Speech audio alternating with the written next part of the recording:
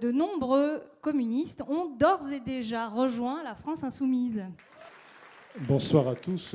Il y a des milliers de communistes qui sont en effet engagés dans la France insoumise autour de la belle candidature de Jean-Luc Mélenchon. Tous les jours, il y a des communistes qui s'ajoutent aux communistes. Ils sont dans ce rassemblement. Ils ne se rallient pas à aucun parti, à personne. Ils portent leur identité, leur expérience, leurs convictions. Et je ne peux qu'inviter mes camarades, l'ensemble du pays, de continuer à nourrir, à nous rejoindre, à nourrir ce formidable mouvement qui va nous amener à la victoire.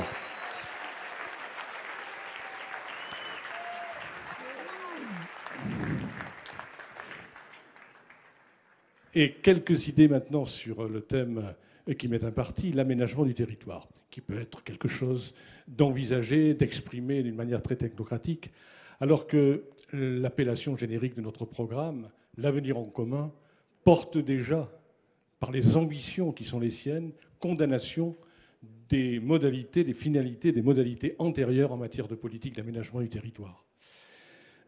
Moi, je l'ai vécu en direct à la présidence du groupe Limousin Terre de Gauche, au conseil régional, à l'époque où il existait, de Limousin, avec mes camarades d'ailleurs Laurence Pache et Pascal Rome, qui sont parmi nous, que je salue, voilà, qui ont participé à cette belle aventure de Limousin Terre de Gauche.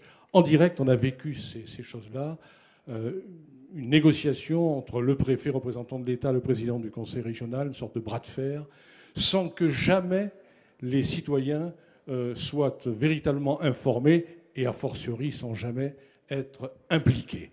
Un comité de pilotage composé d'obligés à l'égard des finances du conseil régional, je pense en particulier aux représentants des réseaux chambre d'agriculture, chambre des métiers, des réseaux consulaires, absents, rigoureusement absents, les citoyens, le peuple lui-même. C'est ce renversement copernicien qu'il va falloir opérer pour que les investissements publics, les programmes de développement locaux, territoriaux, régionaux, nationaux, soient dès l'amont de leur élaboration et évidemment dans toute la phase de mise en œuvre, l'affaire des citoyens eux-mêmes et de leurs représentants élus à l'échelle des collectivités territoriales. Il faut donc opérer une profonde transformation, bien entendu sans renier le rôle, les missions, les responsabilités de l'État et de la loi, qui doit créer les conditions, les contenus, qui doit encadrer à l'échelle nationale toutes ces politiques-là.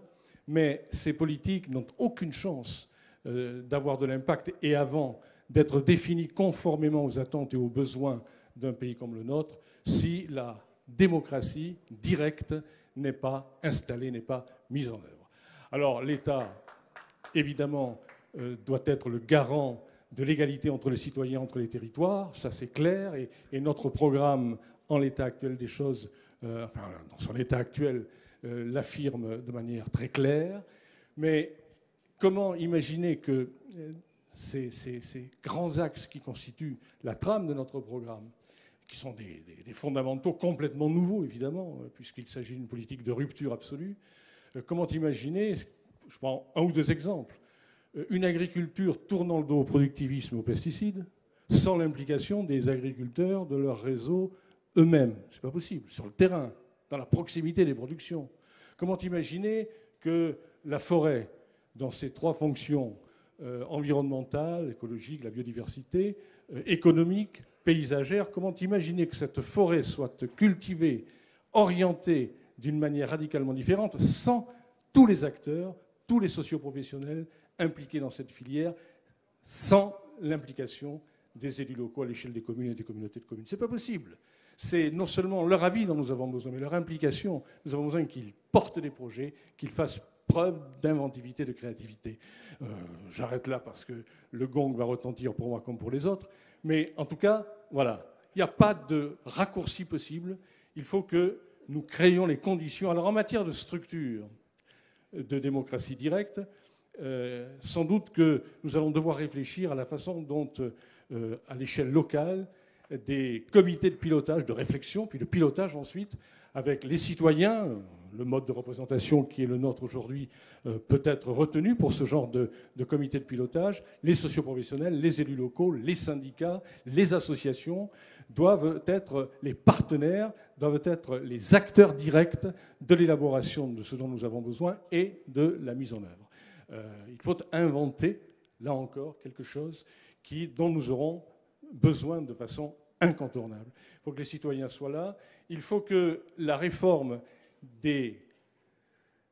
concernant les collectivités locales soit également opérée. Ça va être évidemment tout cela l'affaire de la constituante pour l'élaboration des nouvelles règles de vie à l'échelle de notre société avec la Sixième République. Il faut que la loi NOTRe soit abrogée. Ça figure clairement dans notre programme, parce que la loi NOTRe, c'est tout un système de concentration des pouvoirs, d'élimination par ailleurs de compétences et de pouvoirs, notamment à l'échelle des communes, des communautés de communes.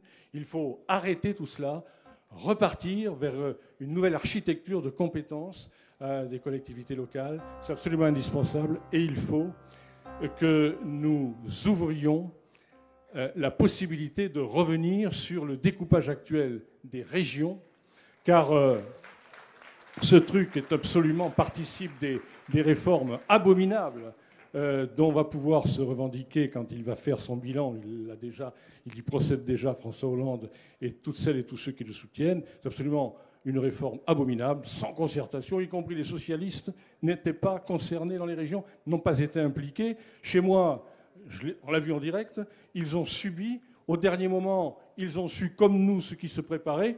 Et puis ça a été, au finish, une forme de Saint-Barthélemy des élus régionaux socialistes. Je vous accorde que ça n'est pas le côté le plus dramatique de la chose. Mais par contre, ces régions qui ne veulent rien dire, qui concentrent le fric, les pouvoirs au détriment des territoires, au détriment des acteurs locaux, des élus locaux, des citoyens, il faut ouvrir la possibilité d'une évaluation pour refonder tout ça, repartir sur des bases nouvelles, plus dynamiques, plus conformes à nos traditions et à notre réalité nationale.